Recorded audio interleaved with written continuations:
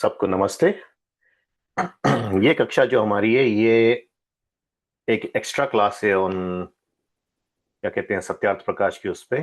इससे पहले कि हम सप्तम अष्टम और नवम समोल्लास करें उसके पहले ये थोड़ा सा कि प्रकृति के बारे में हम समझ जाएं। प्रकृति क्या है, अ, आत्मा क्या है, तो प्रकृति का आज लेंगे, आत्मा का हम अगली क्लास में लेंगे। पर ये डिपेंड करता है, अगर इसमें पूरा नहीं हो पाया प्रकृति का हमारा और क्वेश्चंस बचे तो हम अगली कक्षा में इसको कंटिन्यू करेंगे। तो प्रकृति को जानने से पहले सबसे पहले प्रकृति किसको कहते हैं?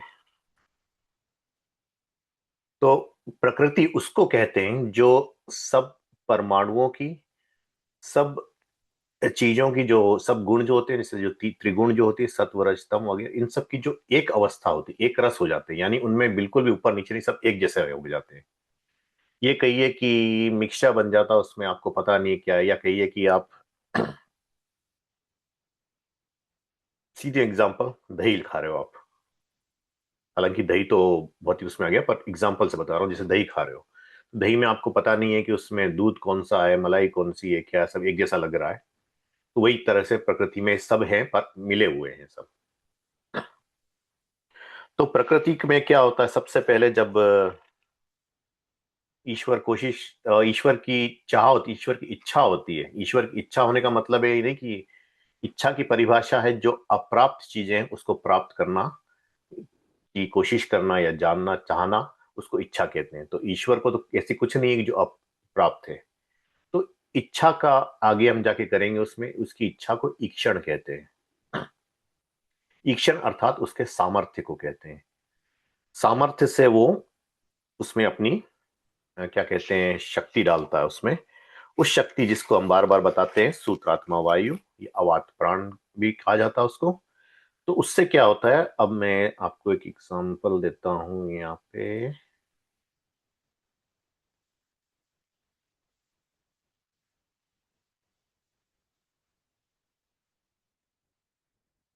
तो ये आपको दिख रहा है? ठीक।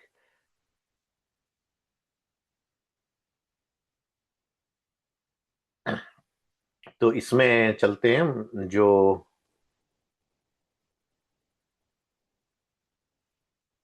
तो पहले है, क्या है प्रकृति? ये प्रकृति है एक रस अवस्था। प्रकृति वो है परमाणु का कारण समूह है। ये कारण समूह है सब चीज का, परमाणुओं के साथ मिला हुआ ये कारण समूह है। परमाणु क्या है? परमाणु से ही चीज बनती है। तो इसमें जब ईश्वर का हस्तक्षेप होता है, वो अपनी ताकत लगाता है इसमें, अपनी शक्ति देता है, अपना सामर्थ्य देता है, तो वहां से थोड़ा सा उसको अलग करता है। जो एक रस अवस्था थी उसको थोड़ा सा सॉलिडिफाई करता है, ये कहिए। अभी समझ लो, जिस समझाने के लिए समझ लीजिए लिक्विड है, लिक्विड से थोड़ा सॉलिड किया उसने। तो उसको क्या कहते हैं? उसको कहते हैं महत्तत्व। महत्तत्व बनता है जहां पे जिसमें सब तत्व मिले हुए हैं पर थोड़े थोड़े हो गए। जैसे कि अब एग्जांपल बताता हूं। हम सो के उठे, तो सो की जो फर्स्ट फर्स्ट उठते हैं, इससे पहले कि हमको पता चला कि हम हैं, जो फर्स्ट फर्स्ट स्टेज जो होती है, जैसे सो के उठे आप, गहरी नींद से उठे, वो कंडीशन है महत्तत्व। उसके बाद वो थोड़ा और स्थूल करता है, तो क्या प्रोड्यूस करता है? उससे आता है अहंकार। अहंकार, जैसे कि हम सो के उठे, तो उठे जो थोड़ी देर के लिए, चाहे लेस देन सेकंड ही सही हो, पर आप थोड़ी देर के लिए अपने आप को भूले होते हो। उस भूल के बाद जैसे जानते हो कि ओ मैं हूं, मैं उठ गया, अब ये क्या हो रहा, तो वो अहंकार होता है। जान जाते हैं कि मैं हूं, मेरा तत्व आ गया है। उसके बाद उसने और स्थूल किया।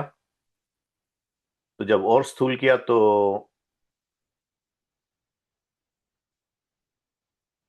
उससे उसने पांच सूक्ष्म भूत बनाए।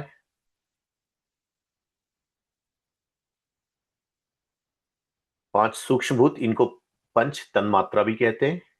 उसी से पांच कर्म इंद्रियां बनी, उसी से पांच ज्ञान इंद्रियां बनी, और उसी से मन बना।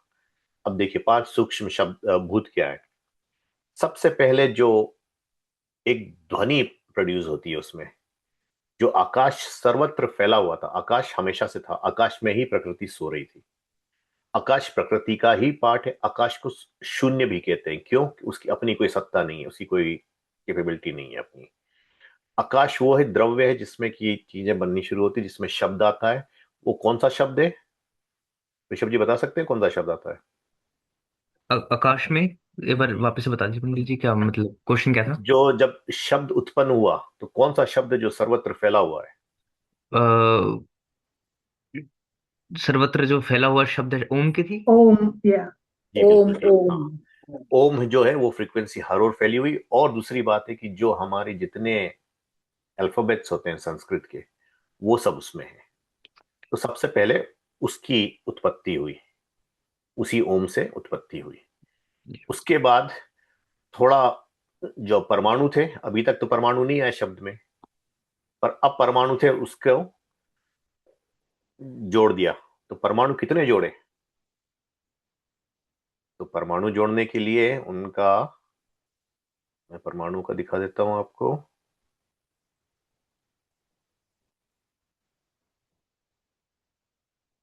तो परमाणु जोड़े तो हमारे उसमें 60 परमाणु जब जुड़े तो एक अणु बन गया। अब वही दो अणु जब जुड़ गए तो एक द्वेणुक बन गया, यानी कि 120 परमाणु हो गए। हर जब जहां 120 परमाणु हो गए तो ये कौन से परमाणु थे? ये वायवीय परमाणु थे। इससे वायु बना, द वाइटल एयर जिसको कहते हैं। फिर जो द्वेणुक जो बना था 120 परमाणु वाला, उसके 3 द्वेणुक जो हो गए तो उससे त्रेणुक बना या त्रिश्रेणु बना। उसमें 6 अणु हो गए, 360 परमाणु हो गए। यहाँ पे रूप आ गया। रूप आ गया मतलब अग्नि की उत्पत्ति हो गई। और इसमें क्या हुआ, अग्नि में आपने देखा कि 3 द्वेणुक हैं, उसमें से एक द्वेणुक वायु का है और 2 द्वेणुक अग्नि के हैं। यानी कि 2 द्वेणुक अग्नि के परमाणुओं से बने और एक द्वेणुक जो बना वो वायु के परमाणुओं से बना। अग्नि बिना वायु के नहीं होती। फिर आगे चलते हैं, उसी तरह से 4 हुए। तो 4 में जल आ गया। जल में भी क्या है, एक वायु का है, एक अग्नि का है और 2 जल के हैं। यानी कि ऑल टुगेदर मिला के 8 अणु उसमें होते हैं।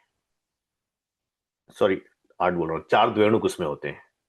8 अणु, 480 परमाणु, ये जल। जल में वायु भी है, अग्नि भी है और जल भी है। यानी कि परमाणु जो थे, परमाणु को ऐसे लोगों ने एटम बोला है। एटम को क्योंकि डिवाइड किया जा सकता है, वो एटम नहीं हो सकता। फिर दूसरे वर्ड्स आए, बोसोन आया, फर्मियोन आया। फिर करते करते अभी सबसे छोटा पदार्थ जो माना जाता है वो क्वार्क माना जाता है। पर इस पे हम रुकते नहीं है, क्योंकि ये तो मॉडर्न साइंस का दिया हुआ है। इनको आगे अगर कुछ और मिलेगा तो उसका नाम कुछ और करके उससे छोटा और जा पाएंगे तो और देंगे। क्योंकि कि साइंस उसी तरह से चलती, जितना उनके पास प्रमाण आता वही वो दे पाते हैं। अब आगे चलते हैं तो पृथ्वी। पृथ्वी यानी एकदम ठोस, सबसे ठोस पदार्थ जो है पृथ्वी कहलाता है। वो 5 द्वेणुक से बना। उसमें एक वायु का है, एक अग्नि का है, एक जल का है और 2 पृथ्वी के हैं। ये सब बने। अब पूछा गया कि आकाश, काल, दिशा, ये सब जो है व्यापक है, महत्व परिमाण है और स्वरूप सिद्ध पदार्थ है। यानी कि काल की उत्पत्ति, that means the creation of the time. आकाश की उत्पत्ति, क्रिएशन ऑफ द शब्द या आकाश। दिशा की उत्पत्ति, द क्या कहते हैं, हमारी जो दिशा को इंग्लिश में क्या बोलेंगे, जो ईस्ट वेस्ट नॉर्थ साउथ जो होते हैं और उनकी संधि, ये सब हुए। ये सब भी द्रव्य हैं, द्रव्य ही कहलाते हैं। अब इससे आगे हम चलते हैं इसमें तो फिर इस पे आ जाते हैं। तो ये द्रव्य कहलाते हैं।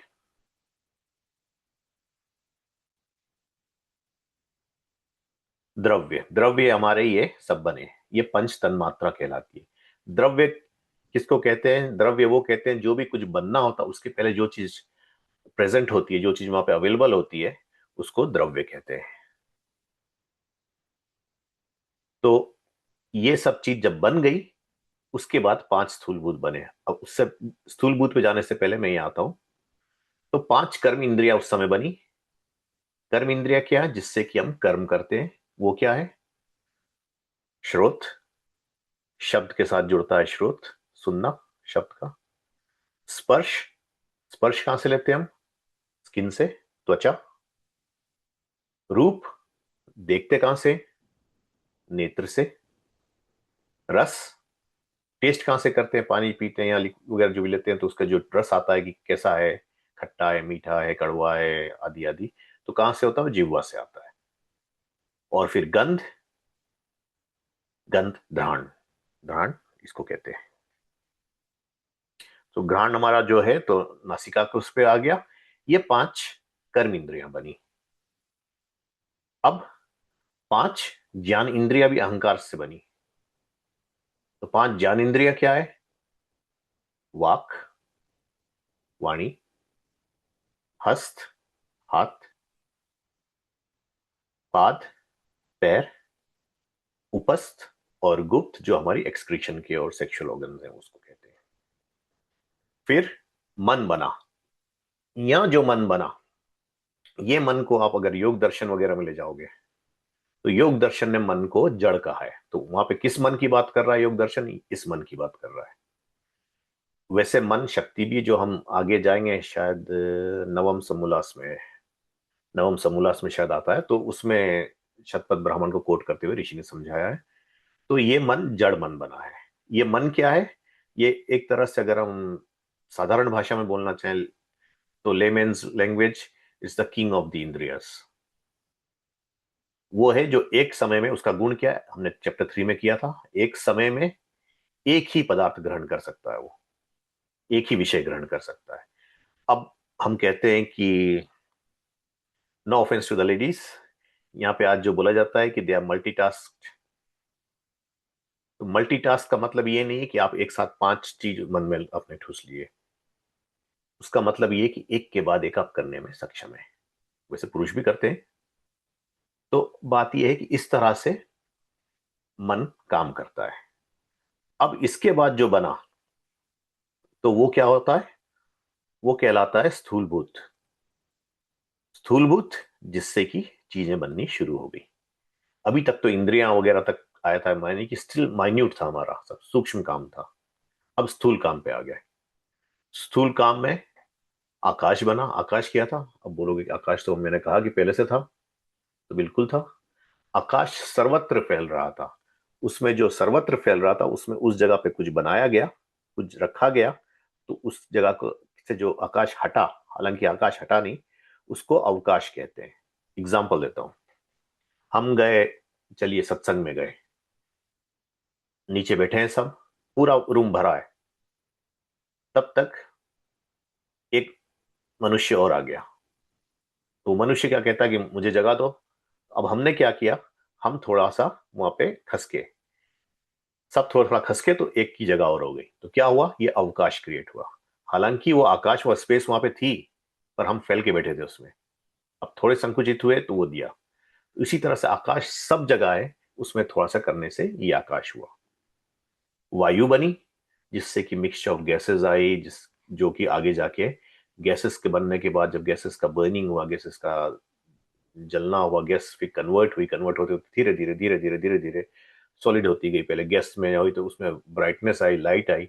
उसको क्या कहा गया? उसको कहा गया अग्नि। तो अग्नि भौतिक अग्नि भी है, विद्युत भी है, ज्ञान की अग्नि भी है। अग्नि कई प्रकार की अग्नियां हैं। फिर आगे जाके वो क्या हुआ? ये सब जब ठंडा हुआ धीरे धीरे अग्नि के, उसके बाद तो जल बना। धीरे धीरे धीरे धीरे धीरे धीरे और ठंडा हुआ तो क्या हुआ? पृथ्वी बनी। जब पृथ्वी बनी तो उस पर क्या क्या आया? वनस्पति आई, औषधि आई, यानी कि अन्न आया। खाना पीना की चीज आई, अन्न फल फूल वगैरह आए तो अन्न आया। अन्न से क्या बना? अन्न से वीर्य बना, बल आया, चलाने की ऊर्जा आई, हमारा ये जो शरीर चलता है। जब ऊर्जा आ गई तो क्या बना उसके बाद? हमारा ये स्थूल शरीर बना। स्थूल शरीर मतलब ये हमारा ग्रॉस बॉडी जो है, हमारी जो फिजिकल बॉडी जो देख रहे हैं। अब शरीर कितने प्रकार के होते हैं? वैसे चैप्टर 8 का है, मैं खाली टच कर रहा हूं यहाँ पे। चैप्टर 8 में हम ये पूरा करेंगे। तो शरीर तीन प्रकार के होते हैं। एक कहलाता है सूक्ष्म, एक कहलाता है स्थूल, और एक कहलाता है कारण। कारण किसको कहते हैं? जिस चीज से बना है उसको कारण कहते हैं। अब कारण के बारे में बताता हूं। कारण, तीन कारण होते हैं। पहला कारण उपादान कारण। उपादान यानी वो मटेरियल जिससे चीज बनाई जाती है। एग्जाम्पल, रोटी बनानी है तो उसका उपादान कारण क्या होगा? तो उपादान कारण आटा बनाना पड़ेगा। आटा आटा। कैसे करोगे? गेहूं उसको पीस के लाना पड़ेगा, आदि आदि करके। तो आटा उसके पहले कलेक्ट किया, वो द्रव्य बना, वो रोटी बनाने का आटा हो गया। ये कारण हुआ। अब बनाएगा कौन? तो बनाने वाला, जो निमित्त कारण कहलाता है, यानी कि जो बना रहा है। अब सपोज खुशील जी रोटी बना रहे हैं, जैसे अश्नी जी बनाती होंगी, पर ले लो एग्जाम्पल, खुशील जी बना रहे हैं। नहीं, मैं इसलिए कह रहा हूं कि मुझे नहीं आती बनानी। तो उन्होंने क्या किया? उन्होंने आटे को बेला, उसको निमित्त किया किस तरह का शेप करना है, उसके बाद उसको सेका, सेक के जो बन के निकली वो रोटी थी। तो ये निमित्त कारण हुआ, जिसके करने से कुछ हुआ, अगर वो ना करता तो नहीं होता। अब एक निमित्त कारण और है। वो निमित्त कारण क्या है? वो निमित्त कारण जिसकी शक्ति पिरोई हुई है हर एक चीज में, उसको ईश्वर कहते हैं। अगर वो ना होता तो गेहूं ना होता, वनस्पति ना होती, वो सब नहीं होता। उसने जो चीज बना के दी, जो दूसरा निमित्त कारण जो आत्मा है, उसने ये जो उपादान कारण था उससे चीज बना दी। तो ईश्वर ने गेहूं वगैरह की फसल वगैरह करवा दी, बारिश करवा दी, आदि आदि, सूर्य की हीट दे दी, सब कुछ करके उसमें बना के वो दे दिया। अब जो दूसरा निमित्त कारण था, उसने वो गेहूं को पीसा, गेहूं को पीस के गूंथा, गूंथ के लोई बनाई, रोटी बनाई, रोटी सेकी। तो ये निमित्त, दूसरा निमित्त कारण था। तो ये हमारे कारण ये हो गए। अब एग्जाम्पल में देता हूं कारण के। अगर कारण ना हो तो कार्य ना होता। अब लोग कहते हैं कि बिना कारण के भी कार्य होते हैं। दे आर फ्यू रूल्स। एक लो साइंस के रूल्स बता रहा हूं मैं। एक है कि कारण के बिना कार्य नहीं होता। आप लोगों को क्या नाम था उसका, one of the greatest physicist, Isaac Newton, उसके लॉज याद है? एक तो वो था शायद, जब तक कोई फोर्स बाहरी ना हो तब तक मूवमेंट नहीं होगी। बिल्कुल ठीक। अगर एक ऑब्जेक्ट है वो रुका हुआ है, जब तक उस पर फोर्स नहीं अप्लाई करोगे आप, वो मूवमेंट नहीं करेगा। और अगर एक चल रहा है, जब तक उस पर दूसरा फोर्स या ग्रेविटेशन वगैरह अलग अलग फोर्स जो होते हैं नहीं आएंगे, जो एक्सटर्नल फोर्स नहीं आएगा, तो वो चलता ही रहेगा, रुकने वाला नहीं है।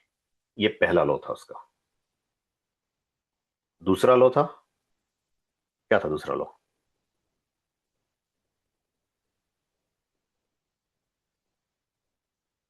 आई थिंक एक लो तीन में से कोई एक ये भी था कि भाई एक फोर्स अगर आता तो उसका अपोजिट फोर्स भी कहते हैं से थर्ड लॉ सिमिलर। था।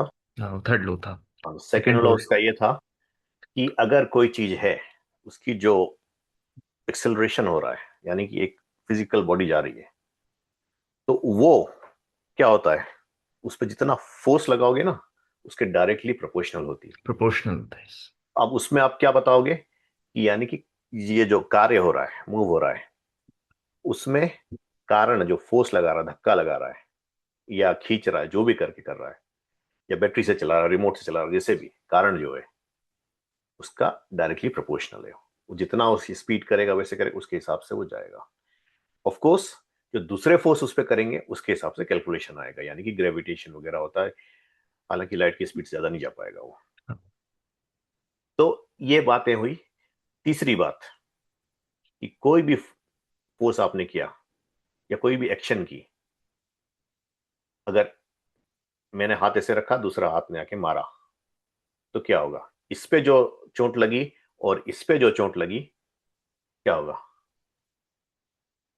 कैंसिल आउट हो जाएगी फोर्स। जितना मारते उस हिसाब से वापस भी नहीं आता नहीं, है। हाँ बिल्कुल ठीक, वापस आएगा। यानी कि for every action there is an equal and equal and opposite opposite reaction. Reaction.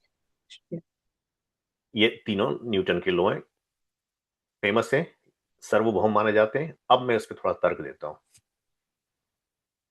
13.7 billion years ago कुछ फटा, कुछ पूरा हाई डेंसिटी वाला कुछ था। और कैसे फटा? बाय चांस, अपने आप फटा। और इतनी हीट उसने जनरेट की, उसकी हीट की जो वैल्यू आती है वो 10 to the power 10 केल्विन बताई गई है with in the first second. इतनी और करके फैला, वो इन्फ्लेशन जैसे होता है, जैसे हमारी अभी इन्फ्लेशन चल रहा है, चीजों के प्राइस बढ़ रहे हैं, उसी तरह से उसकी स्पीड से बढ़ा वो और फैला। वहां आकाश कहते हैं उत्पत्ति हुई। उसको कुछ दूसरे साइंटिस्टों ने बताया, जैसे डॉक्टर क्राउस ने, कि नहीं, वहां पे स्पेस था। अगर स्पेस नहीं होता तो जो टेम्परेचर बढ़ा, वो बढ़ने की ताकत नहीं थी उसमें। अच्छा, दोनों की बात मानी, ठीक है, कि स्पेस था, उसमें बड़ा temperature, and then it started cooling down very fast, 273 Kelvin तक आ गया। -273 is the lowest temperature we can go, that's the absolute temperature. Energy खत्म हो जाती है वहां। तो अब उसमें तर्क ये आता है, जब कोई एक्शन ही नहीं थी करने वाली, जब कोई फोर्स ही नहीं था करने वाला, तो हुआ कैसे? या तो न्यूटन का लॉ गलत है, जो कि साइंटिस्ट ये जो बोलने वाले हैं ये भी कहते हैं कि न्यूटन की लॉ सही है सब, या तो कहीं कुछ और गड़बड़ है।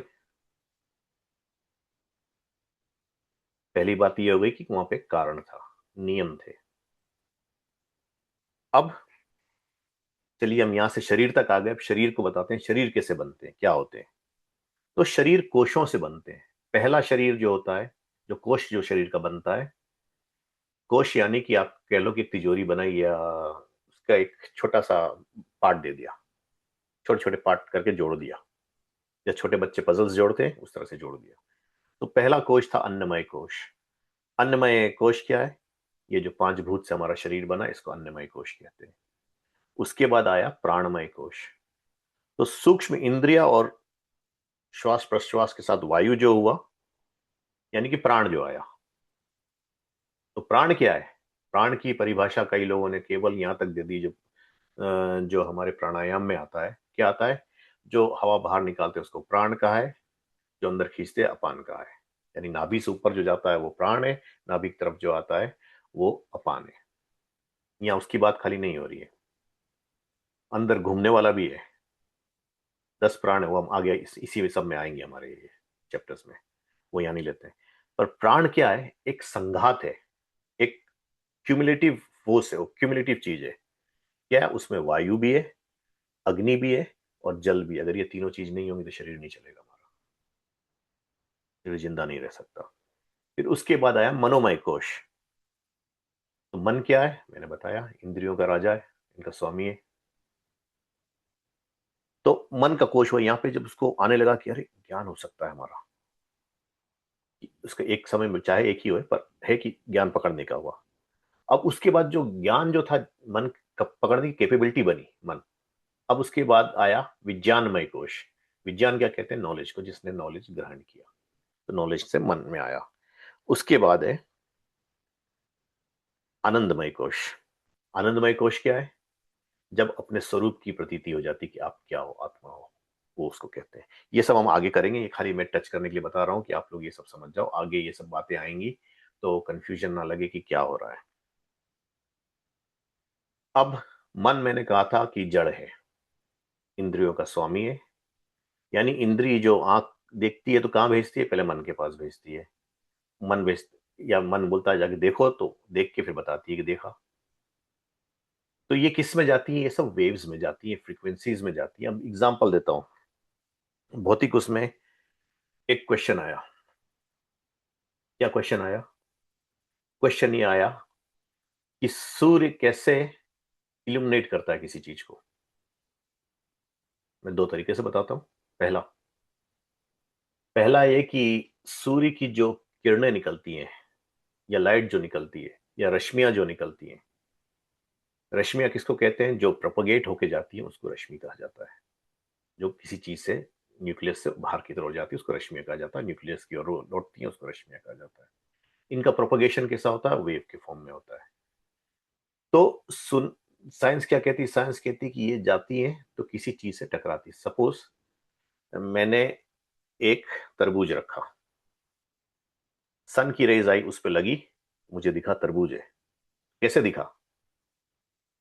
सन की रेज ने उसको, उस पे आके टकराई, उस पे स्कैटर हुई, कुछ कुछ रिफ्लेक्ट हुई। जो जो रिफ्लेक्ट होके आई थी उससे उससे मैंने ग्रहण किया कि ये तरबूज है। ये मॉडर्न साइंस। और कुछ कुछ स्कैटर हुई तो मतलब मैं कोई भी डिस्टेंस से जाके देखूंगा, कोई भी साइड से देखूंगा, तो जो स्कैटर्ड वाली है उससे दिखेगा। अब एग्जांपल देता हूं, नया फोन बना सैमसंग का S26, ये साल का जो निकला, उसमें एक कैपेबिलिटी है। क्या कैपेबिलिटी? अगर आप उसको साइड से देखोगे तो उसकी स्क्रीन ब्लैंक लगेगी आपको। क्यों? क्योंकि वो वेव्स को स्कैटर नहीं होने देता, वेव्स को सीधा सामने ही भेजता है खाली वो। तो इस तरह से डिजाइन करा गया। और किस पे चलती है ये? इसको हमारे वेदों में जो कहा गया उसको विद्युत कहा गया है। यजुर्वेद भाष्य में ऋषि लिखते हैं, अगर विद्युत ना हो तो सूर्य भी ना होगा। सूर्य की रचना विद्युत से ही हुई है। तो विद्युत क्या है? विद्युत एक तो है कि इलेक्ट्रिसिटी है, एनर्जी है ऑब्वियसली। दूसरी क्या है? उसके साथ जो फोर्स जाता है जिसको कहते हैं मैग्नेटिक फोर्स, चुंबकीय विद्युत। तो ऋग्वेद में मंत्र आते हैं, मारुतों ने उसको जाना। मारुत दो जगह आता है, एक तो चुंबकीय विद्युत के बारे में कहा गया है, जब आप उसको अधिदैविक उसमें लोगे और अधि भौतिक ट्रांसलेशन लोगे तो मारुत विद्वानों को कहा गया है। तो उससे ये सब बना। तो अब बात क्या है कि हमारा ये विद्युत बना, विद्युत से सूर्य में गई, सूर्य से जब नीचे आती है, अब हम कैसे करते हैं? तो अब योग दर्शन पे चलते हैं। योग दर्शन का तृतीय चैप्टर विभूतिपाद जिसको कहते हैं, उसमें दो, ऐसे तो कई विभूतियां बताई, दो विभूतियां मैं लेता हूं। एक है परकाया प्रवेश और दूसरी है अंतर्धान होना, यानी इनविजिबल हो जाना। योगी के पास ये ताकतें आ जाती है। तो अंतर्धान कैसे होता है? किसी भी चीज से, मैंने कहा कि जब रश्मियां हर एक चीज को भेजती है, सूर्य की रोशनी जब आके उसे टकराती है तो वही लाइट रूप में वापस जाती है, जिसको फोटोन कहा गया है, पार्टिकल है वो। तो light is both particle as well as a wave. तो अब ये जो वापस जाती है, तो हमारे उसमें जो हमारे नेत्र या चक्षु है, जो इंद्रिय है, वो उसको ग्रहण करती है। तो देखती है कि इसका रूप ऐसा है। तो मैंने जैसे देखा सामने पुष्पा जी हैं, तो मैंने कहा कि पुष्पा जी हैं, क्योंकि उनकी रश्मियां सा कि मेरी रश्मियां उनसे टकरा के वापस लौटी। तो उसने बताया कि ऐसा रूप है उनका, ऐसे पुष्पा जी है। अब पुष्पा जी योगी बन गई। उन्होंने क्या किया? वो मुझे नहीं दिखना चाहती, ताकि ये बहुत तंग करता है, नहीं इससे दूर रहो। तो उन्होंने क्या किया? उन्होंने अपनी रश्मियां रोक ली। ये ताकत हो जाती है योगी की। उन्होंने रश्मियां रोक ली, तो मेरी रश्मियां गई टकरा के यहां गई, मुझे नहीं पता कि वहां कुछ है, तो वो इनविजिबल हो गए। उसी तरह से परकाया प्रवेश है। परकाया प्रवेश का मतलब कई लोगों ने सीधा निकाला कि अपनी बॉडी से निकल के आत्मा दूसरी बॉडी में चली जाती है, जो कि गलत है। वो ईश्वरीय नियम के बिना नहीं जा सकती। और दूसरी बॉडी में से निकल के वैसे नहीं जाएगी, ये शरीर मर जाएगा। तो परकाया प्रवेश क्या? परकाया प्रवेश इसी रश्मियों का है कि रश्मियां जब जाती है तो आपकी रश्मि, जैसे आपके शरीर में दर्द हो रहा है, क्या विचार आ रहे हैं, क्या हो रहा है, क्या सोच रहे हो, वो सबको पढ़ के आ जाती है। इसीलिए ऋषि दयानंद के जीवन में आता भी था कि वो जहर देने की कोशिश कर रहा, बोले कहाँ रह गया, कह रहा वो जहर मिला रहा है इसमें। तो ऐसी ऐसी बातें हुई। अब दूसरी बात होती है कि ये शरीर तो बन गया, अब शरीर किस लिए होता है? शरीर होता है इंटरेक्शन करने के लिए लोगों से। कैसा होना? एग्जाम्पल, ये शरीर बना, इसके अंदर जो चेतन तत्व है, आत्मा, उसके बारे में अगले उसमें करेंगे। पर शरीर बना तो अब क्या करते हैं? हम लोगों से मिलते हैं। तो कैसे मिलना? इसलिए हमने चतुर्थ समोल्लास में किया था कि किसी से रूडली बात नहीं करना, प्यार से बात करना, कड़वे बात नहीं करना। क्यों? क्योंकि होगा, एग्जाम्पल देता हूँ। खुशील जी मेरे घर पे आए या मुझसे मिले, मुझसे दोस्ती करना चाहते हैं। मैं बार बार खुशील जी का नाम ले रहा हूँ, ये मतलब नहीं कि मुझे उनसे कोई प्रॉब्लम है, मैं बता रहा हूँ खाली, क्योंकि के समझाने के लिए खाली एक एग्जाम्पल ले लिया मैंने। तो वो मिले, उन्होंने आया, देखे अरे पंडित जी कैसे हाथ मिला रहे हैं, आए खुशी खुशी। मैंने कहा दूर हट जा, नहीं आ। तो क्या होगा? पहली बार तो सोचेंगे अब सुशील जी के पास सहनशीलता ज्यादा है, उनके पास पेशेंस है, तो उन्होंने कहा अच्छा चलो, काम पे कोई स्ट्रेस होगी इसलिए गुस्सा हो रहा है। फिर दूसरी बार आए, मैंने फिर वही कर दिया, तो उन्होंने कहा अच्छा चलो, अभी ड्राइव करके काम से लौट के आया है तो शायद ट्रैफिक में फंसा होगा, हमारा ट्रैफिक गजब का होता ही है यहाँ पे मेलबर्न में, तो उसने कहा शायद वो फ्रस्ट्रेशन निकाल रहा है। तीसरा बार मिले तो मैंने कहा कि फिर मैंने उनको झिड़क दिया। तब क्या सोचेंगे वो ये सोचेंगे कि ये क्या कर रहा है, अब क्यों ऐसे हो रहा है, शायद इसको कोई बीमारी है, बॉडी पेन कर रही है या कुछ कर रही है, तो वो कारण दर्द में या कुछ है, तो इसलिए उसको जड़ लग रही है। फिर आए, फिर मैंने भगा दिया। अब इन्होंने कहा अब क्या सोचे हम, तो उन्होंने सोचा कुछ हो ना हो इनकी देवी जी इनको तंग कर रही है, देवी जी पिटाई लगा रही है, जो भी कर रही है वटेवर, तो वो गुस्सा किसी और पे निकाल रहे हैं। तो ये सब हुई। उसके बाद खुशी जी ने सोचा यार जितनी बार मैं जाता हूँ ये हर बार झिड़क देता है, तो क्या होगा, होगा ये कि मैं, वो कहेंगे कि नहीं अब इसके पास मुझे जाना नहीं है, दूर ही रहना है, कोई फायदा नहीं है, बहुत रूड है, ये ऐसा है, तो वो अलग हट जाएंगे।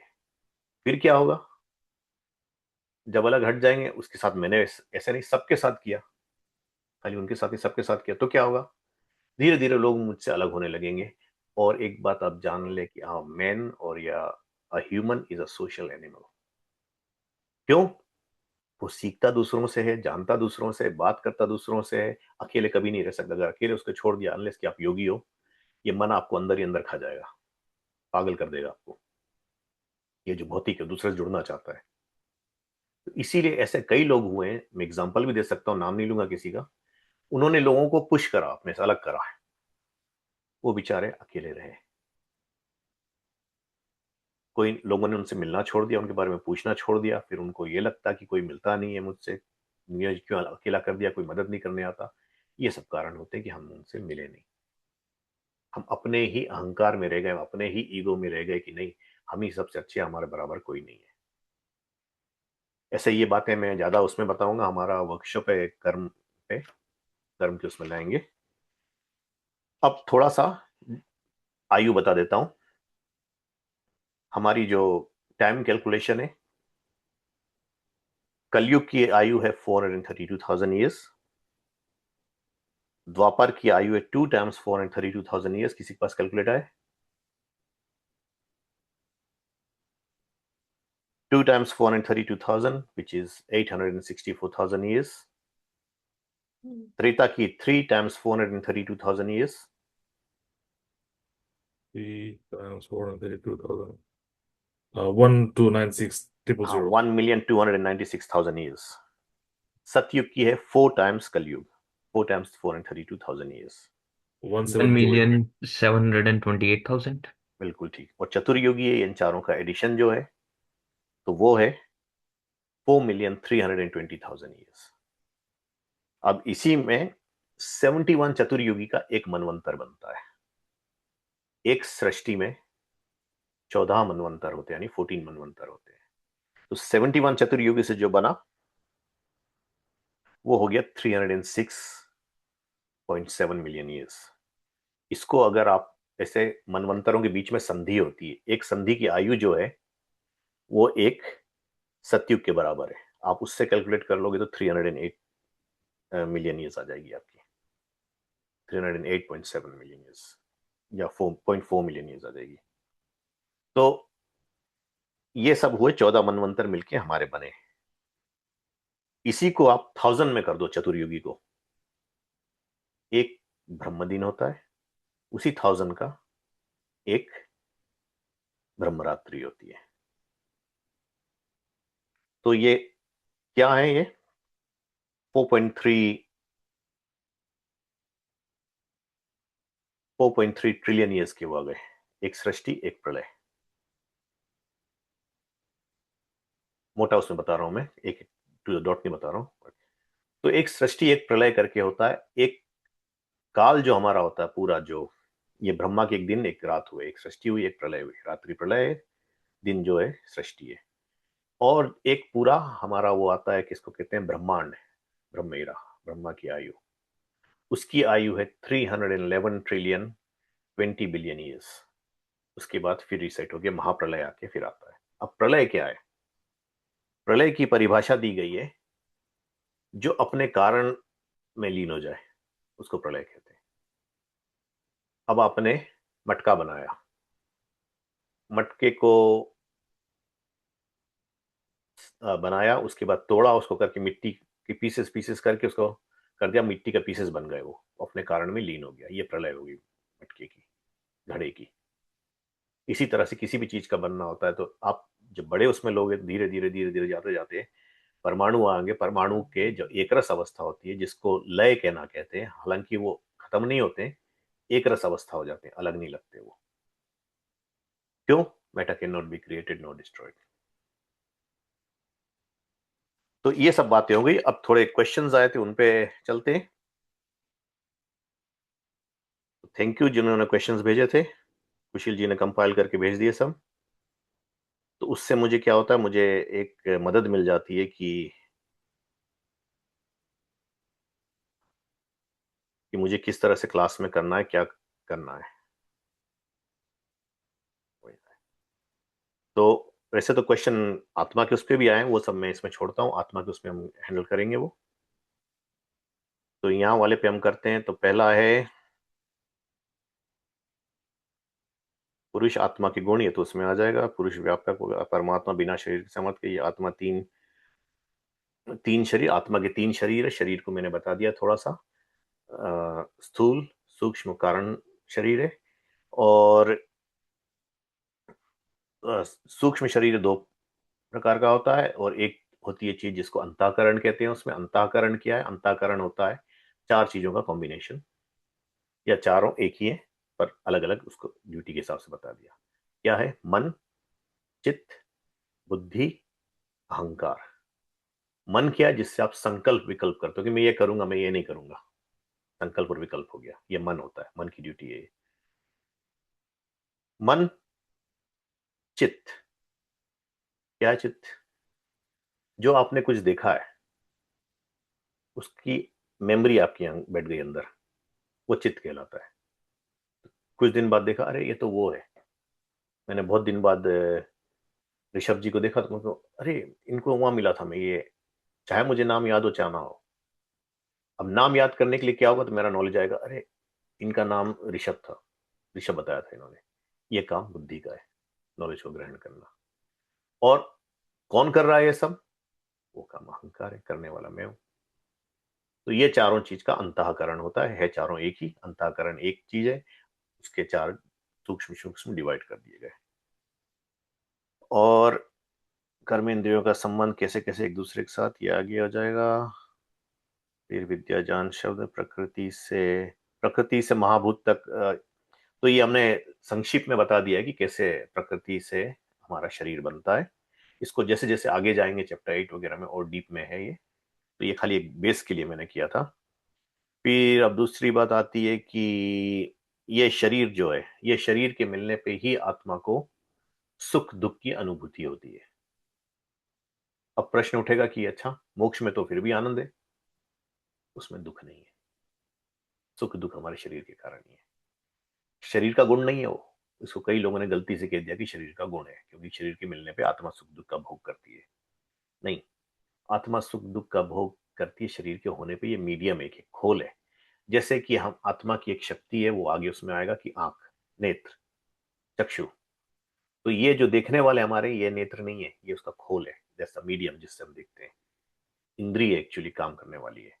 जैसे कि बल्ब जलता है, बल्ब में लाइट आती है, तो बल्ब की लाइट नहीं है, वो इलेक्ट्रिसिटी जो आ रही है उसमें से गई है, उसमें से हो गया, वो इंद्रिय थी उसकी। अब हम आगे चलते हैं और साइड। तो परमात्मा ने ये चारों युग क्यों बनाए, क्या कारण था? तो ऋषि अपनी ऋग्वेद आदि भाष्य भूमिका में लिखते हैं कि ये केवल टाइम कैलकुलेशन है, चारों युग और किस तरह से। और ये इस तरह से इतने सहज से कर दिया गया, इतना सहज, अलग अलग इस तरह से डिवाइड कर दिया गया कि मनुष्यों को सहज ही एक ज्ञान हो जाए, जिससे कि ह्यूमंस उसको कर सके। एक साथ इतना ज्यादा बड़ा होने के बदले छोटा छोटा छोटा करके कैसे से कैसे कैसे से कैसे होता है, वो ज्वाइन करके इट्स अ टाइम थी। हालांकि हमारी बिलीफ आजकल ये हो गई कि सतयुग में सत्य ही होता है, कलयुग में एकदम बुरा ही होता है। हालांकि वो बात नहीं है। अच्छे इसमें भी होते हैं, वो होते हैं, पर ये होता है कि प्रोग्रेशन इज ऑलवेज डाउनवर्ड। तो जैसे जैसे हम आगे जाएंगे भौतिक चीजों की चाहत होती रहेगी तो वो होंगे। अब जैसे मैंने एग्जांपल दिया था कि शरीर का मिलना दूसरों से, अगर हम ना मिलें तो आप ऑब्वियस हो कि आप अकेले ही रहोगे और अकेले ही मरोगे। उसमें बहुत खराब होता है जिनके साथ हुआ है। मैंने कहा मैं नाम नहीं लूंगा, पर मैंने प्रत्यक्ष देखा है वो सब होते लोगों को। लोगों ने उनसे मिलना छोड़ दिया है। लोगों के बारे में पढ़ा भी है मैंने, बेचारे कैसे गए हैं वो। तो बड़े बड़े ज्ञानी भी इसी तरह से गए हैं, बड़े नॉलेजेबल पीपल भी एक आध लोग गए हैं ऐसे, क्योंकि कि उन्होंने अपना ये अहंकार रखा, ईगो रखा, लोगों से बात करने का तरीका नहीं रखा, लोगों को पुश कर दिया। यानी कोई मिलने आता था, उनको भी नहीं करना, नहीं मिलना तो जा दूर जा, उस तरह से। अब है कि ये साइकिल जो है क्रिएशन की क्यों होती है? सृष्टि, प्रलय, सृष्टि, प्रलय, क्यों साइकिल चलती है? ये साइकिल इसलिए बनती है कि आत्मा के जो कर्म होते हैं उनका भुगतान करने के लिए, ये अब आगे उसमें आत्मा के क्या कर्म होते हैं और क्या फल होता है ये अगले उसमें करेंगे हम। ये लोग आप लोग खाली ये याद रख लिए, उसके लिए ही ये क्रिएशन होता है। ईश्वर का अपना कुछ नहीं है, अपने सामर्थ्य से बनाता है, न्यायपूर्वक बनाता है, और आत्मा के फल के लिए बनाता है, और कुछ नहीं है। फिर आत्मा की बात आ जाती है। अब शून्य स्टेट में क्या गड़बड़ है? तो शून्य स्टेट जो है, जैसे कि आकाश को भी शून्य कहते हैं। आकाश को शून्य इसलिए कहते हैं क्योंकि उसकी सत्ता नहीं है, उसकी कोई एंटाइटी नहीं है। जैसे कि तीन ही सत्ताएं वाली है, ईश्वर, आत्मा, प्रकृति। तो शून्य, आकाश की कोई सत्ता नहीं है। उसी तरह से शून्य जो स्टेट होता है, शून्य को दो स्टेट में ले सकते हैं। एक तो ये कि सत्ताधारी होना, वो नहीं, दूसरा है कि कुछ नहीं करना। तो जड़ पदार्थ जो है वो तो कुछ करेगा नहीं, वो पड़ा रहेगा जब तक कि उसमें चेतन का वो नहीं लगेगा।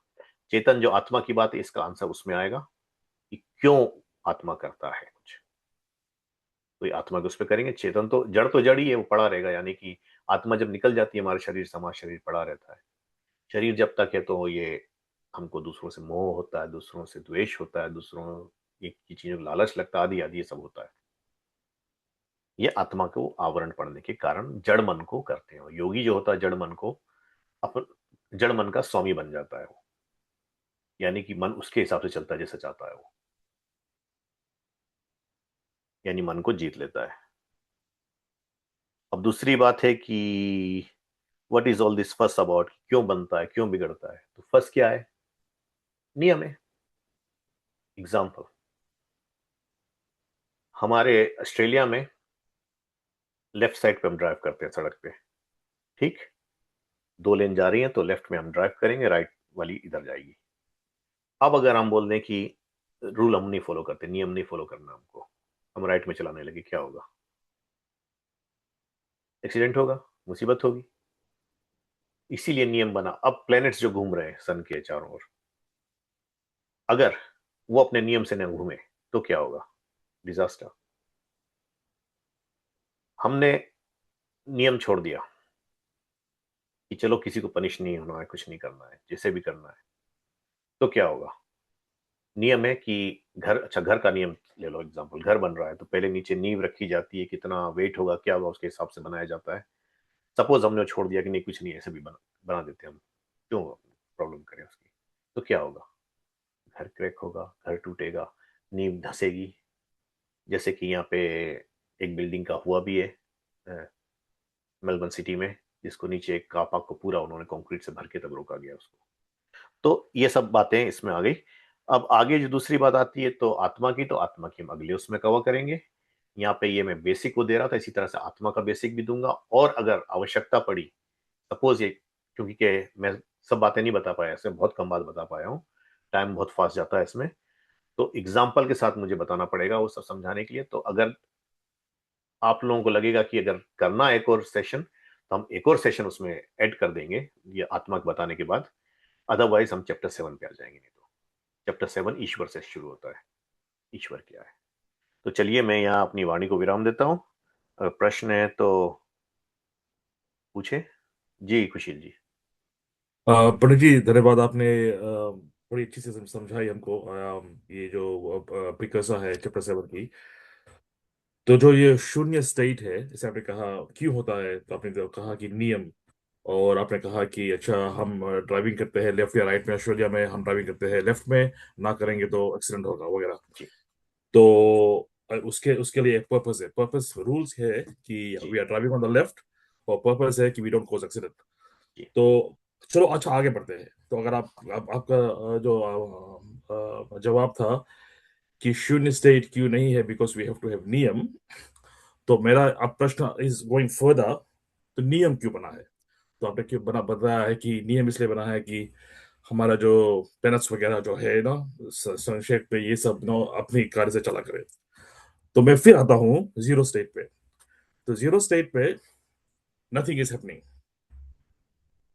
Nothing is happening, this is nothing.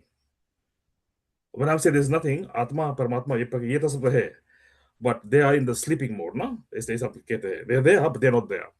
हम्म, तो what's wrong with that? Let's say if we have that and if we continue with that, so hmm. What's wrong with that? इसका आंसर मैंने कहा आत्मा के साथ दूंगा मैं, अच्छा। कि और आत्मा फिर क्यों जन्म लेती है, आत्मा का क्या है वो। तो कॉन्शियस, अभी हमने खाली प्रकृति की बात की, जो जड़ की बात की थी, इसमें कॉन्शियसनेस जी नहीं है। आत्मा जी। में कॉन्शियसनेस है। तो आत्मा क्या करती है, सोचने की शक्ति क्या होती है, आदि आदि वो सब जो शक्तियां क्या अच्छा, होती तो मेरा दूसरा जो ऑब्जर्वेशन ये है है। हाँ। कि लाइक परमात्मा, energy is not created not destroyed but transferred from one point to the other. Hmm, तो फिर आपने कहा कि अ, ईश्वर ने समय को, काल को क्रिएट किया ना। तो काल को क्रिएट किया तो because we have got point A in time and point B in time and there some activity happening ना। तो अगर आप, तो मेरा मेरा अंडरस्टैंडिंग के लिए अब आप कहते हैं कि आत्मा परमात्मा और प्रकृति अनादि है, तो द वेरिएबल इज टाइम। तो if you remove time from the equation, अब टाइम निकाल दिया हम इक्वेशन में से, देयर इज नो टाइम, तब बचा है आत्मा परमात्मा और प्रकृति। अब क्या हो गया in that context? If you look at a vacuum and you have a moment in the vacuum, no? The moment in the vacuum, and then you have another another um, test case. एक है vacuum है, और दूसरा में vacuum नहीं है, उसमें पूरा संसार समाया हुआ है, and you have 1 million years. तो वो जो आपका सेकंड केस है, उसमें बदलाव होगा, जड़ होगा, प्लांट उगेंगे, आदमी पैदा होंगे, मरेंगे, and there will be lots of changes happening ना।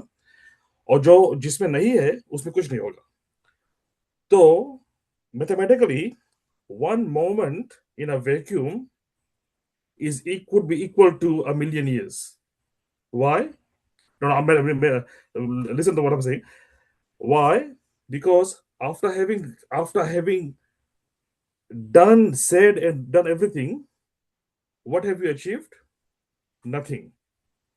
यहाँ पर वैक्यूम ही था और वैक्यूम ही है, 1 मोमेंट में भी वैक्यूम था, 1 मिलियन ईयर्स में वैक्यूम है। यहाँ पर जो है बगल में जो दूसरा केस है, उसमें अच्छा मान लो it was like the vacuum, but then Chetan was, injected, no? Energy was injected, and the plants, they were all created, everything happened, for 1 million years. उसके बाद क्या हुआ? प्रलय हो गया। यहाँ पर से प्रलय के जो आपने कहा कि ना, जो ब्रह्मा का जो वो ना होता, तो it occurred and then it was closed, ना। ऐसे मान लो आपने एक बुक खोला, बुक खोल के बुक पढ़ा ना, बुक पढ़ के बाद बुक का अंत हो गया, बुक बंद हाँ, कर दिया। यानी कि सर्कल वापस घूम के वापस आके जुड़ गई। एग्जैक्टली तो आपने बुक पढ़ा, बुक कंटेंट है ना, पढ़ लिया, और यहाँ पर बुक आपने खोला भी नहीं है। तो जो आपने बुक पढ़ लिया फिर बंद कर दिया, the only thing that you have gained is knowledge ना। हम्म, बट यू कैन से कि जो बुक लेफ्ट में है वैक्यूम में, और जो राइट में है which has been read, knowledge is in both states, yes और नो? अच्छा, मैं आपको दूसरी बात समझाता हूँ, दूसरे तरीके से समझाता हूँ। ये टाइम का जो है कि टाइम क्रिएटेड है, आकाश क्रिएटेड है, दिशा क्रिएटेड है, ठीक। क्रिएशन का मतलब ये नहीं कि वो बनी। हालांकि मॉडर्न साइंस कहती है कि there was no time before that, it big bang के बाद ही टाइम आया, ठीक। और कैसे उन्होंने पता किया? That is called CMB, cosmic microwave background.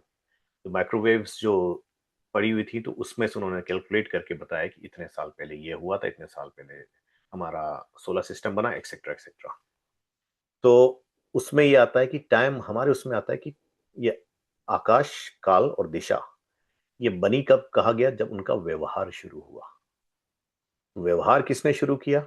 जब सृष्टि उत्पत्ति हुई तो व्यवहार शुरू हुआ। हालांकि उसके पहले भी था, क्योंकि ऋषियों को तो पता है, क्योंकि ये टाइम कैलकुलेशन भी आया कि कितने दिन की प्रलय होती है। अगर वो टाइम नहीं होता तो वो कैसे बताया कि उतना समय की प्रलय थी? वो टाइम यानी कि एक इंटीजर, देखिए आप, इंटीजर में क्या होता है, हमारा एक जीरो होता है, उसकी इस तरफ लाइन जाती है, एक इस तरफ लाइन जाती है, एक नेगेटिव में जाती है, एक यहाँ जाती है, यानी कि आप 1 2 3 4 करते चले जाओ, यहाँ पे 1 2 3 4 करते चले जाओ, वो था इनफाइनाइट। तो प्रकृति अनादि है, यानी उसकी बिगिनिंग नहीं है, एंडलेस है, यानी कि उसका एंड नहीं है। उसी तरह से आत्मा और परमेश्वर का भी।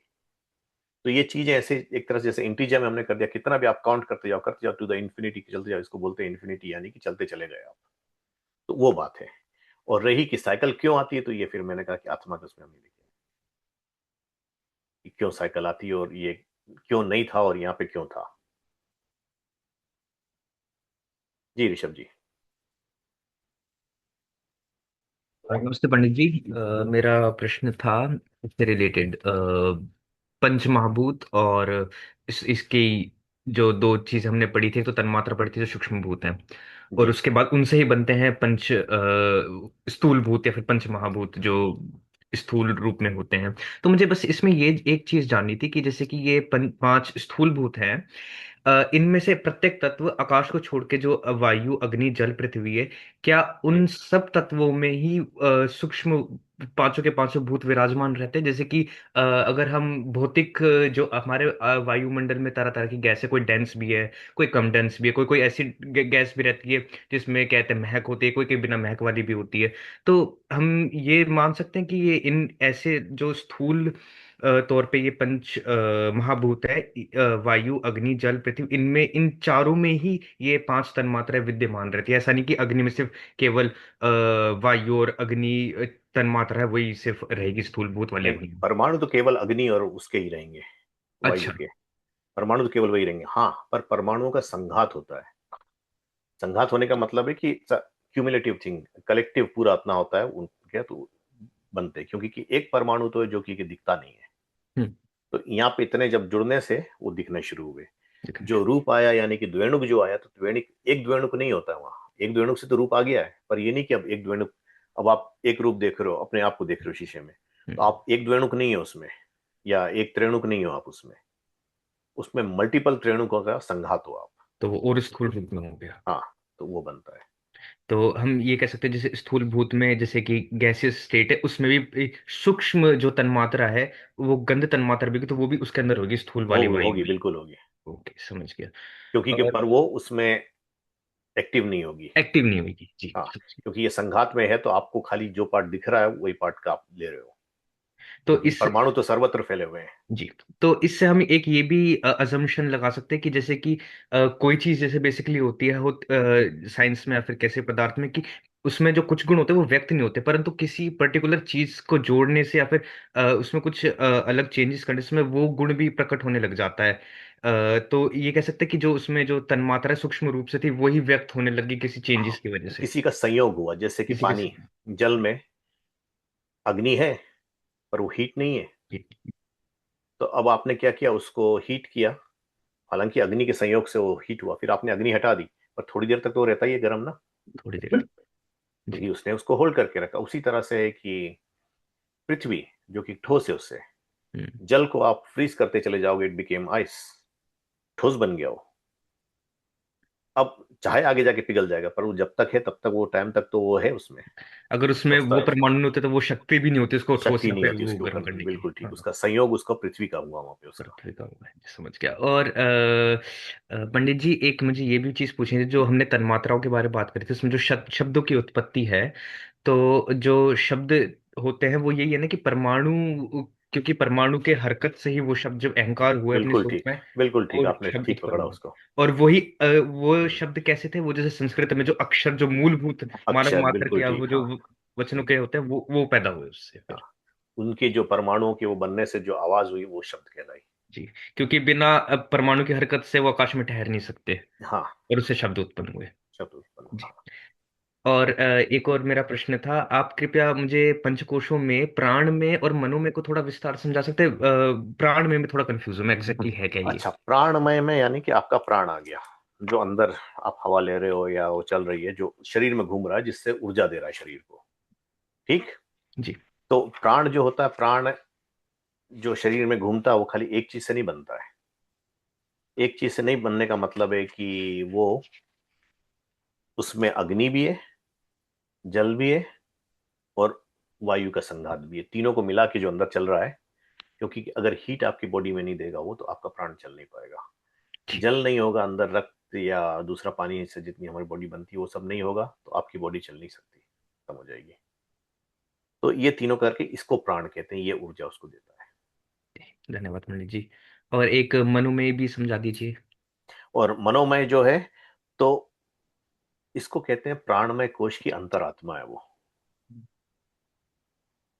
एग्जाम्पल, आपको सांस लेनी है, अगर मन ना होगा तो आपको ये भी नहीं पता कि बाहर निकालनी है कि अंदर करनी है। सही बात है, ट्रू। और वो बाहर निकालने से क्या होता है, अंदर करने से क्या होता है, जो जानना होता है, तो उसको भी जानना कह दिया। तो ये सूक्ष्म सूक्ष्म सूक्ष्म डॉट डॉट डॉट जुड़ते गए। तो ये जो मन है, ये ही इसके हमने चार विभाग आगे जो आपने बताए थे, अंतःकरण, यही मन ही जी, अंतःकरण है। मन ही अंताकरण है, चिति अंताकरण है, बुद्धि अंताकरण है, अहंकार ही अंताकरण है।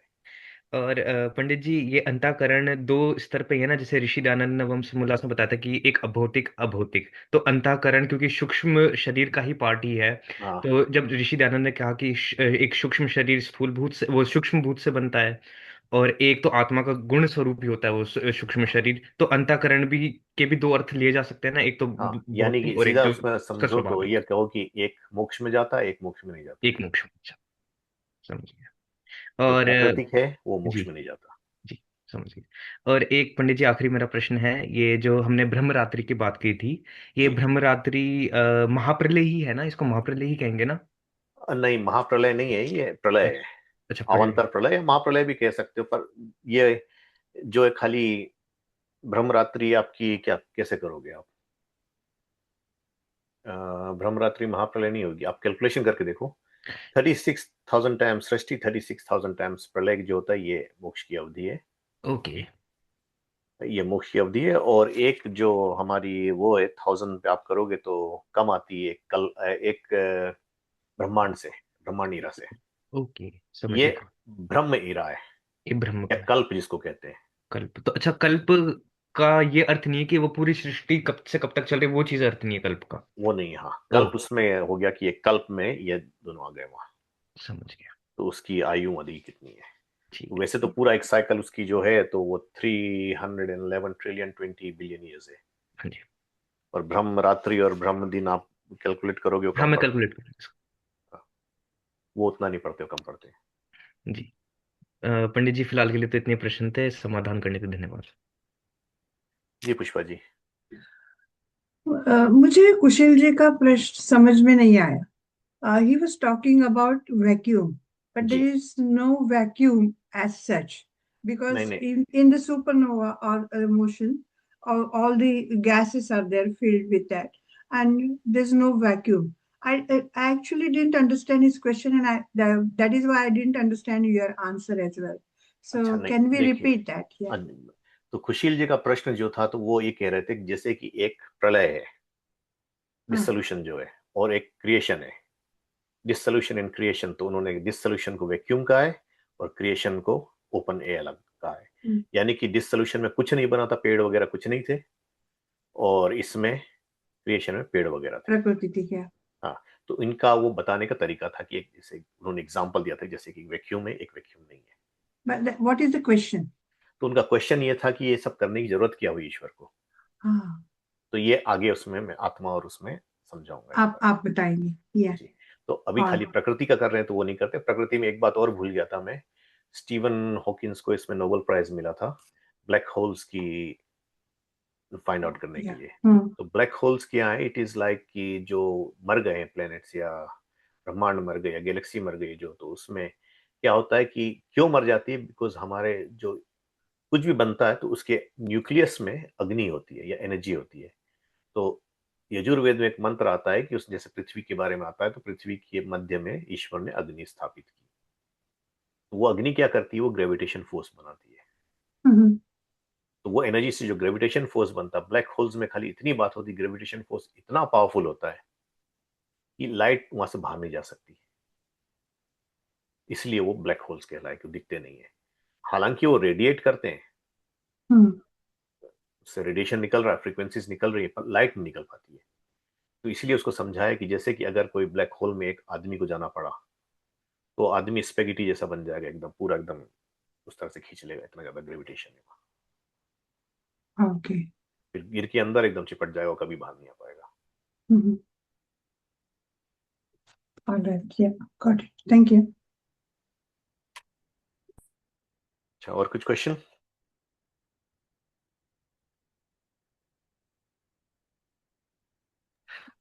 पंडित जी, मेरा एक प्रश्न है, मैं भूल गया था जी। पूछना। जैसे कि हालांकि ये थोड़ा प्रश्न थोड़ा और डीप में चला जाएगा, क्योंकि ये मैंने परमाणु विज्ञान से, पर क्योंकि हम पदार्थ की बात करते, सोचा एक बार मैं यहाँ पर पूछ ही लूँ।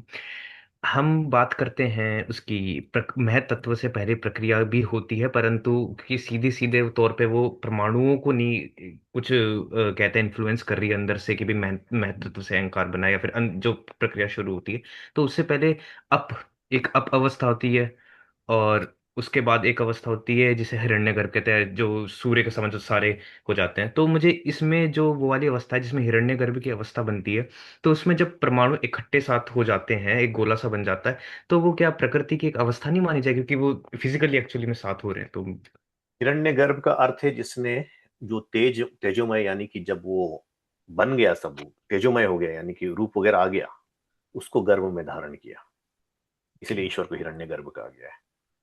तो वो अवस्था जो है, और जो यानी कि हेम वर्ण हो गया, तो घुमा घुमा घुमा एनर्जी उसमें हुई, क्योंकि सब राउंड ही घूमते हैं, तो एनर्जी जहां उसमें हुई, जैसे पूरा घूम घूम के, तब उसमें वो हेम वर्ण हुआ, एनर्जी चमकने लगा।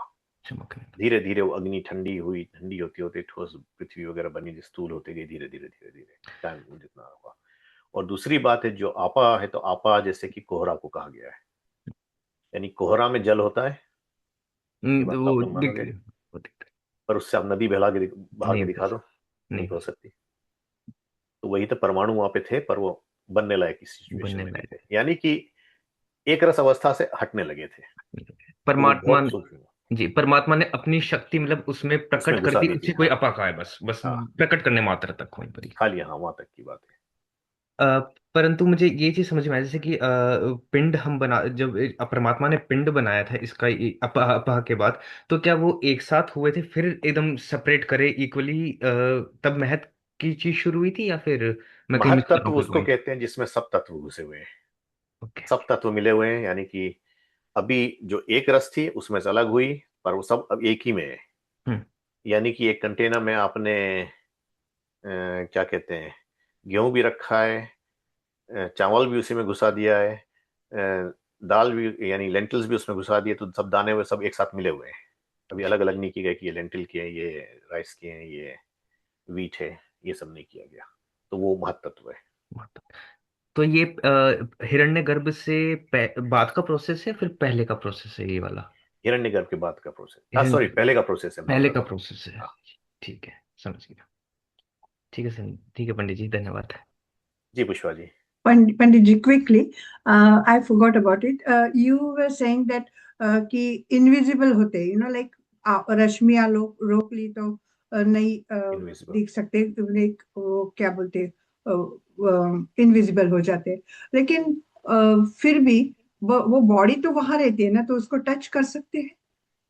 हाँ, अगर वो आगे आपको टच करेगा तो आप टच कर लोगे उसको, बॉडी तो टच रहती है। कर सकते हैं, हाँ, क्योंकि ऐसे भी कुछ ये पढ़े हैं कि वो वहां से इनविजिबल हो गए और वहां दिखे ही नहीं कहीं तक। सो बिल्कुल नहीं, वो लोगों ने उसको बिगाड़ा है, जैसे कि स्टेल्थ मोड वगैरह में प्लेन्स वगैरह में भी होते हैं। तो होते क्या है, स्टेल्थ मोड वगैरह वो इनविजिबिलिटी नहीं है, ये डिफरेंट इनविजिबिलिटी है। ये इनविजिबिलिटी क्या है, ये कैमोफ्लाज होते हैं। जो अभी की टेक्नोलॉजी में स्टेल्थ मोड जो प्लेन्स के आते हैं, तो ये कैमिलियन पे बना गया। कैमिलियंस क्या होते हैं, जिस चीज पे जाते हैं उसका कलर पकड़ लेते हैं। तो स्टेल्थ मोड जो है, जैसे एग्जांपल अब इन्होंने एक फाइटर प्लेन प्लेन भेजा, तो स्टेल्थ मोड पे कर दिया, यानी रेडा उसको कर नहीं पाएगा, रेडा को जैम कर देता है वो, यानी कि अपनी फ्रीक्वेंसीज रोक देता है, और दूसरी बात है कि वो दिखेगा नहीं जल्दी। क्यों? क्योंकि वो एटमॉस्फेयर में कैमोफ्लेज करेगा जैसा जैसा एटमॉस्फेयर होगा। तो उसके लिए कैमराज और वो सब उनके होते हैं, वो जो टेक्नोलॉजी जो है वो करती है। पर जो ये रश्मियों से जो योगी हटता है, तो वो तो खाली अपनी रश्मियां रोक देता, हालांकि शरीर उसका वहीं रहता है, शरीर कहीं नहीं ले जा सकता। तो लोगों ने इसको दूसरी बात बता दी कि वहां से अंतर्धान होकर वो कहीं और चला गया, तो वो बात नहीं है, वो गायब होकर चला गया यहाँ से। तो पंडित जी बेसिकली जो लाइट्स होते हैं वो क्योंकि उसका शरीर ऐसा हो जाता है कि वो उस जो लाइट्स होती है वो रिफ्लेक्ट नहीं कर पाती उसके शरीर से कि हमें बिल्कुल, देखती जो है, वो फोटोन्स पास जो हो होते जाती हैं, है। जो पार्टिकल है लाइट यानी फोटोन्स जिसको कहा जाता है, वो रुक जाते हैं। ओके, समझ गया। हालांकि वो साइंस वो बात नहीं मानती कि फोटोन्स रोक सकते हो, पर योगी कर देगा। पर योगी करता है वो।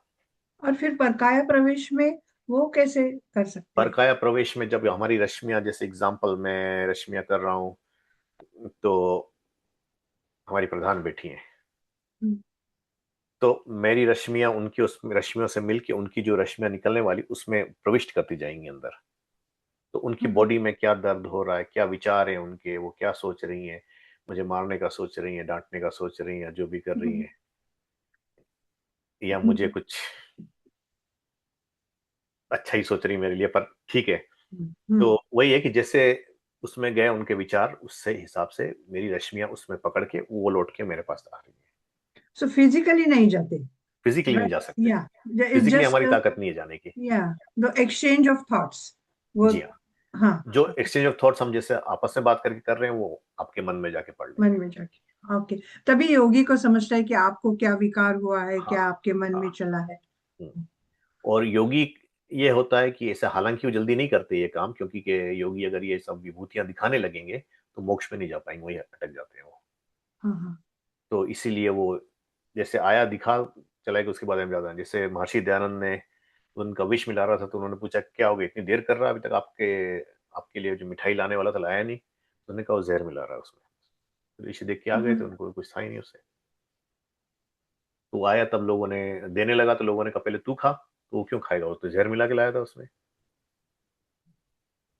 तो ऐसी बातें हो जाती हैं। that's true. Yeah, तो thank मतलब you. एक्सट्रीमली रेयर सिनेरियोज में ही कभी कभार ऋषि को हाँ, जब लगता है कि अब जरूरत है एक बार करने की, तो फिर वो तभी अपने योग सिद्धि उसका करता कारण क्या है? कारण ये है कि योगी ये सब चीज काट के ही योगी बना है।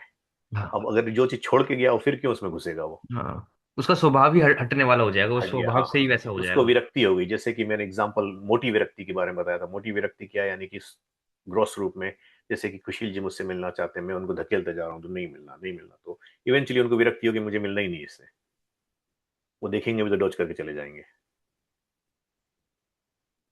तो ये बात हो जाती है। योगी संसार में दुख देखता है तो उसको विरक्ति हो जाती है संसार से।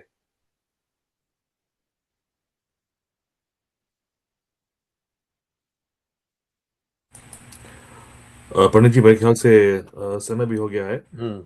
और हम विराम देते हैं। और आपको हार्दिक हार्दिक धन्यवाद कि आपने इतनी अच्छी से ये टॉपिक की शुरुआत की। और जितना धीमे से हम चले उतना हमारे लिए अच्छा होगा कि हमारी हाँ, वो भक्ति अच्छा का है कि जो, समझ जाए लोग। जी, हमारा कैपेसिटी थोड़ा लो है आपसे, नहीं नहीं, तो वो बात नहीं है, मुझे भी बहुत टाइम लगा पढ़ने में। तो हम बताते हैं, अब सोच के फिर even Rishabh ji is quite ahead of us, तो हम जैसे जो साधारण लोग हैं उनके लिए आपका जो पेस इज वेरी गुड। तो धन्यवाद, और सबको धन्यवाद जिसने भी क्वेश्चंस भेजा था। शरण जी ने कहा है कि ढेर क्वेश्चन भेजिए, जितना ज्यादा भेजिए उतना ज्यादा हम ट्राई करेंगे कि आंसर करने की। और हम ये भी आशा करते हैं कि शरण जी भी कुछ क्वेश्चन भेजे हमारे पास, आपसे हाँ, कभी कुछ और क्वेश्चन खुशी आप जी के भी। थ्रू सब भेजिए तो ज्यादा अच्छा है। जी जी, तो मैं आशा करता हूँ शरण जी कि आप भी एक दो क्वेश्चन हमें भेजेंगी तो मैं शेयर कर सकूँ अगले कल के लिए। और मनीष जी, आप भी कुछ क्वेश्चन भेजिए। It's good to be interactive ना, इट्स इंटरेक्टिव सेशन, तो वी लाइक टू दिस आपको इज द नाम देने की opportunity। जरूरत नहीं है, खाली खुशी जी को भेज दीजिए, वो कंपाइल करके भेज देंगे बिना नाम के। जी,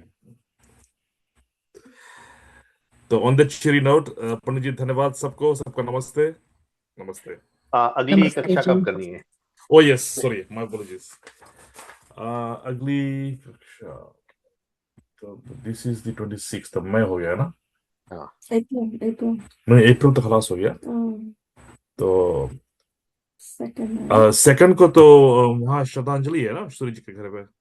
थर्ड के है। थर्ड है आई ओके, थिंक वो। हाँ। थर्ड के सेकंड बट ये करते हैं। वीक हम नहीं कर सकते क्योंकि के हम मेलबर्न में नहीं है, हम जा रहे हैं अच्छा, बाहर। तो उसके बाद वाली जो वीक है, हाँ, उसके 9th, बाद वाली वीक कर सकते हैं। तो 9th को सैटरडे के करेंगे, 9th को। हाँ, 9th को कर सकते हैं। आपका समय हाँ, वही मेरा ऑफ है तो 7 बजे। हाँ। ठीक है, तो 7 PM Saturday 9th of May. ठीक है। वैसे आज के दिन मैं बता दूं सभी को, क्या था, अभी मैंने देखी पोस्ट आर्य समाज जो उनका फेसबुक का रहता है, मुनिवीर गुरुदत्त विद्यार्थी जी की भी आज जयंती है, 26 अच्छा, अप्रैल। आज मुनिवीर गुरुदत्त जी की जयंती है। मेरे ख्याल से ऋषभ जी, ये जो आपने बताया बड़ी अच्छी बात है। इस तरह से अगर कोई भी जयंती वगैरह हो, अगर आप हमें पहले बता दे, जी। तो हम कुछ अपना न्यूज़लेटर में ऐसे कुछ डाल सकते हैं ना, कि ये सब होता, अच्छा, तो मैं हाँ अपना बिल्कुल नोटिस ठीक करता है, हूँ। नेक्स्ट टाइम से ध्यान रखूंगा जी। हाँ, तो आप ऐसे भी कुशल जी को भेज दीजिए। तो नहीं, कौन है न्यूजीलैंड में? यशनी जी को भेज दीजिए। ओके, अभी भेज दूंगा, वैसे भी अभी भी हाँ, टाइम तो है। उसमें कि क्या है तो वो अपने उसमें कर सकते हैं कि हमारे ठीक। मंथ के उसमें ये आया था। ठीक। तो ऋषभ जी है मेरे ख्याल से न्यूज़लेटर कमेटी में ना। ओ नहीं है, अच्छा अच्छा अच्छा। ठीक है, तो मिलते हैं 9 तारीख को पंडित जी। जी। धन्यवाद आपको फिर से, और सबको नमस्ते। नमस्ते जी। नमस्ते। सबका नमस्ते।